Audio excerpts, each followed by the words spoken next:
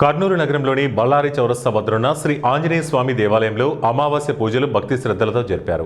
Telugu Desam party నాయకులు బైరెడ్డి విష్ణువర్ధన్ రెడ్డి ఆధ్వర్యంలో గత 4 సంవత్సరాల నుంచి ప్రతి అమావాస్య రోజున భక్తులకు అన్నదాన కార్యక్రమం నిర్వహిస్తున్నారు. కార్తీక మాసం సందర్భంగా దేవాలయానికి వచ్చే భక్తులతో పాటు మాలను ధరించిన స్వాములకు అన్నదానం చేశారు. ఆంజనేయ స్వామి ఆశీస్సులతో ఈ కార్యక్రమం నిర్వహిస్తున్నామని విష్ణువర్ధన్ రెడ్డి తెలిపారు. భక్తులు పెద్ద సంఖ్యలో పాల్గొని అన్నదానం నిర్వహించారు.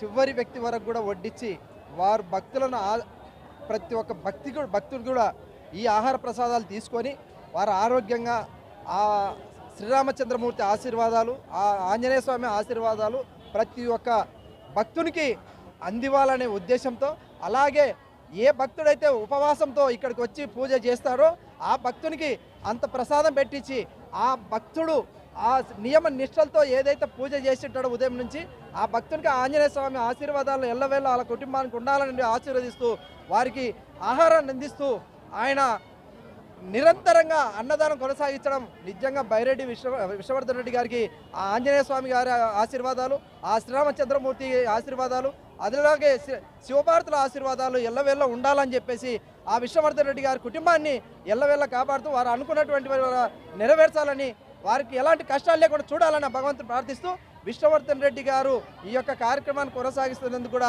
వారికి ప్రత్యేక ధన్యవాదాలు తెలియజేస్తా ఉన్నాం. తెలుగుదేశం పార్టీ విభిన్న ప్రతిభావంతుల విభాగం రాష్ట్ర ప్రధాన కార్యదర్శి.